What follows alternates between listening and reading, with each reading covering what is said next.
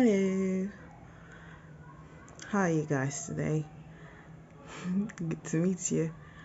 Okay, so basically, I've noticed in the past few days on my YouTube recommendation, I keep coming across videos about people who are lonely, who don't have friends, and also recently, that is like yesterday, I listened to a podcast, um, which is the first episode on the Community Experience podcast, and just talking about, you know, how to make friends. Like they got to interview the owner of the unlonely of the joy list. She also wrote a book on titled The Unlonely Planet, and listen to her. I also got to have rethink a lot of perspective about friendship. So basically, especially knowing that we're coming out of lockdowns, 2020 was such a weird year, and also like everything about it just made me realize some things, and the fact that people actually need help with getting friends. I mean, there's so many people that are lonely, who crave for friendship, for someone to, hug, or even some, if they don't even want to hug, maybe they just want someone to talk to, when they're going through some things, they want to be able to bounce idea of someone, and not being able to have that human communication. It's quite sad and lonely. Now, the thing I notice is, if there are so many lonely people in the world, why aren't the lonely people finding themselves? I think that is where the project Joylist and the Unlonely Planet are helping people with, in which they actually have facilitated meetings. Basically, you go to a place, you go to meetups. They're not called meetup, they could be called cohorts, meetups. They are just like a community of people who come together, and the organizer of the program will facilitate communication. So it's not going to be like you went to a conference, and when you went there, you sat at the back, you pressed your phone, and you made no friends at all, and you left. In these kind of curated meetings, there will be prompts prompting you to interact with the people around you. So, for instance, maybe there'll be a prompt that you should talk to the person to the right of you. Maybe the prompts will tell you what to ask them, so it wouldn't be so awkward, and it will really, because most people, it's not easy for someone to just walk up to someone and actually start interacting, and for it not to be awkward, like the other person, I'll be like, oh, why is this person coming to me? But in a facilitated interaction, there'll be a prompt, discuss this or so, or with your neighbor to the right, and once they'll give you, it will be timed, and then you'll also do the same, maybe a different question with the person to your left, and at least you get to, it's not like forced, but you, whatever it is that you discuss with the next person, it's a form of interaction, and you can always get to know the person better, and thereby also forming friendships.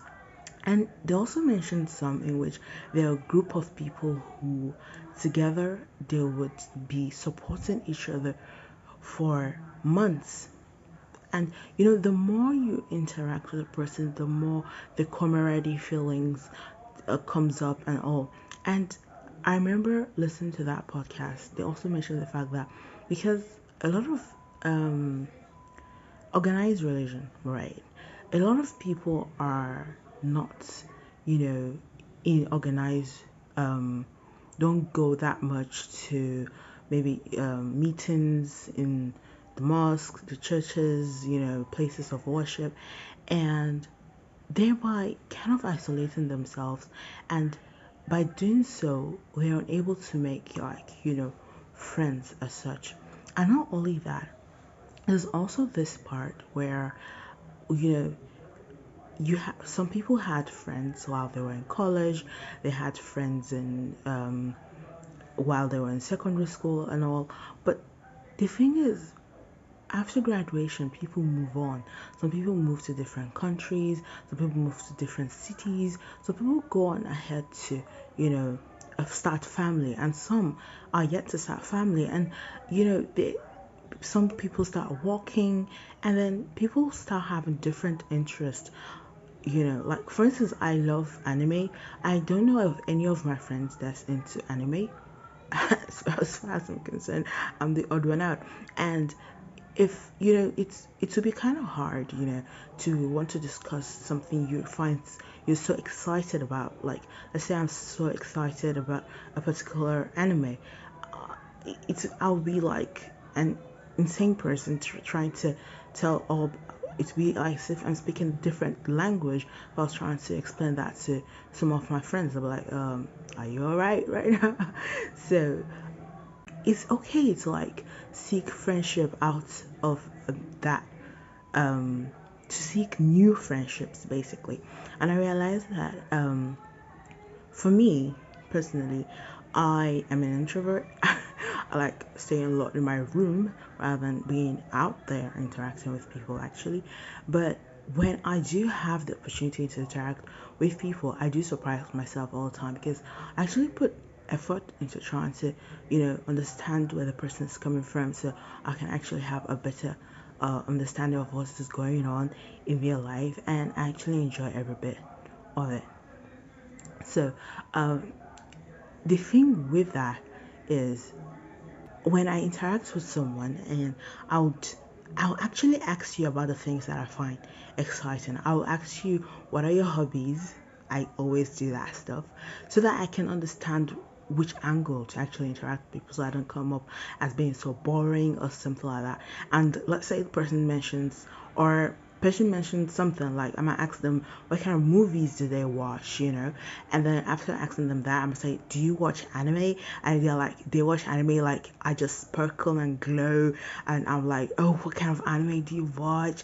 And it I, and some people, the only thing, whenever we talk together, every time we do talk together, is only we talking about anime.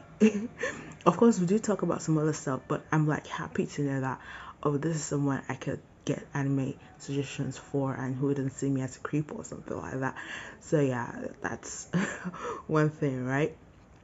And then um, there's just so many ways of having friends. The other thing too is online.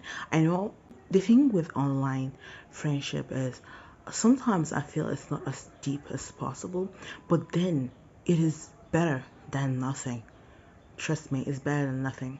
Now, I for one, I have I'm not the best in self confidence and self esteem and stuff like that. Though I would say in real life I don't really feel that pressured, but when I'm online I always feel like I'm scared that people would judge me when they get to see me. And a lot of people do say that the way I look doesn't sound at all like the kind of person I am. Like when you see me, I'm nothing like the kind of person when you get to know me, which is funny, I know. So like I remember there was okay, last year I started interacting with someone online, and we got chatting. He's really nice. I I actually reached out first, which is something I don't usually do, but it was online, so yeah. So the thing was that it was quite interesting because after I started talking with him online, we finally did. He like, first of all, it was so funny that they like I had been contacting him with, you know, the username I use on the website, and he kind of gave me his number, and I called him up. And I remember when I was talking to him on phone, he was like, okay, like, so what's my real name? And then I told him my real name, and then he was like, my real name doesn't sound at all like the way I sounded. And I laughed because it was so hilarious.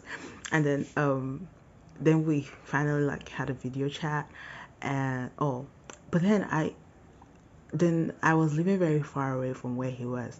Then I kind of moved like across the country, and somehow I moved to the same town he was in. I had been in town for like a few weeks, and then I kind of chatted him up, and I was like, oh, I had moved down.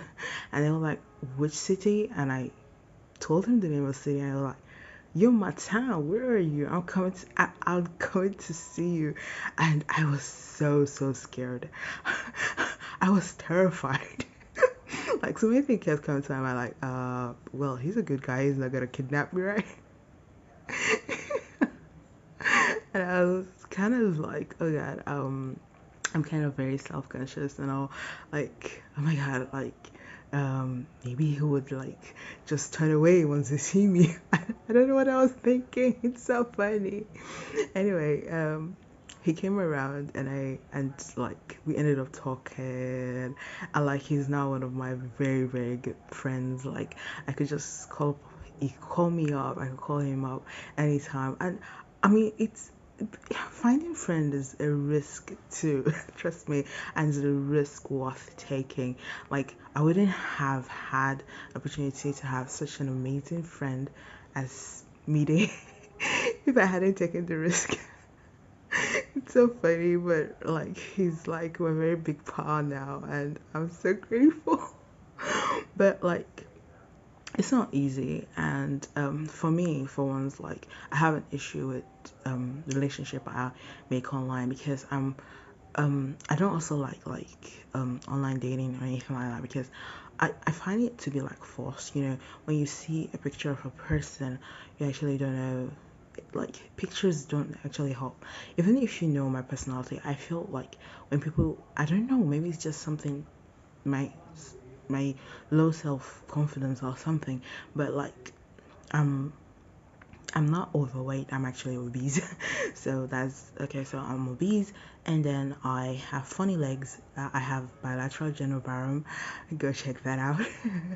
So I don't like when people tell me, I don't know, it's just something that's personally me, where somebody says, oh, you have a beautiful voice.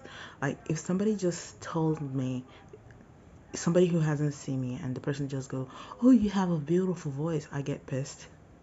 I know it's something sweet, but to me it's like, you like my voice, you never see who this. I don't. I'm beautiful, okay. So yeah, whatever. I'm not gonna say anything that's not that. So, but like, if you haven't seen me, I don't think it's right to just go and be saying such stuff. But I don't know. As far as I'm concerned, maybe I'm one of the lucky people who have friends. I'm an introvert, and I love my friends. I try to be there for them, though they also understand my introversion. And it seems like me and my friends are all a bunch of introverts. And um, because everybody has moved on in life, and I have taught myself that I'm never gonna be comparing myself to anybody else. Everybody's moving at their own pace, and so I'm very comfortable with where I am right now in my life, and I thank God I'm going at my own pace. I'm not trying to run at anybody else's pace, and I'm happy for everybody else's success and achievement. And I know when my time comes, it's just gonna be just great too. So and I just wish all these people the best of luck in finding their own perfect tribe. Yeah, and that's one other thing. Earlier this year, I just saw a link on WhatsApp with someone, like, just saw a link on a friend's, if a brother of a friend's WhatsApp status, and it was a link to a particular community. They were having a conference, and guess what happened? I just joined. Like that's a risk, and I was surprised. I actually I joined so many things, registered for so many programs online that I never show up for, but I actually showed up for this one, and I really enjoyed my time there. I love the fact that people who are older, giving us, life skills, teaching us, sorry, life skills, um, teaching us about relationship, teaching us about business strategies, business plans and stuff. And I was like, wow, I like this community. And then after that, there was a day, um, there was an announcement in the community like they were going to organize hangouts, and they wanted people to suggest like where the hangouts could be or volunteers. And I thought, wow, great, let me just volunteer. And all my thought was, if there was going to be a hangout at my city, like there will probably be a lot of volunteers, and I would just be like invisible in the midst of them, and I could just disappear. Unfortunately for me, or rather fortunately, I ended up being the only volunteer, and it was one of the best experiences I ever had. I never, ever, ever thought that I could actually organize an event. It was insane for me. It was scary but sweet. But I learned a lot, because I've never organized an event. I'm the kind of person who's like, even if I'm getting married, like my mom and my siblings or somebody else is gonna handle it, but not me, because I just don't see myself doing that kind of stuff. And I'm like, I can't bother about the market because I don't like the market. I don't like shopping. I know I'm weird, but like I don't like shopping. I mean, I don't like shopping. I don't like anything to do organizing things that events, like that is the last thing anybody will ever ask me to do.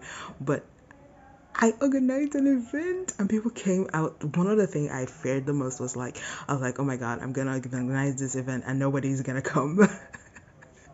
That was like my nightmare. But thank God people came. It was so nice. And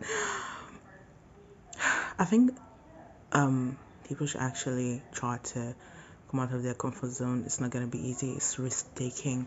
For me, how I made friends in the past was well, I was not the person who usually first reached out, but of recent I realized that I'm actually trying my best to be the first person to reach out. So back then, other people reached out to me, and I start opening up slowly. And the thing with me is, I I take time to pick friends, because I only pick people who I feel will, understand me and all. But over the years, I realized that even people who don't understand me, people who are out of my league, people who are just different, there's something, there's a connection, different connection with different people. There's different kind of friendships. I remember listening to I don't know, there was this video of I think Les Brown, and he was talking about the fact that there are different kind of friends. Like he has gym friends. Like the only thing he and his gym friends do is go to the gym. He has friends maybe friends you met at the PTA, like the schools, children's schools. Like all they do with those kind of friends is talk about children growing up and stuff like that. And he talked about, and I realized that he's right.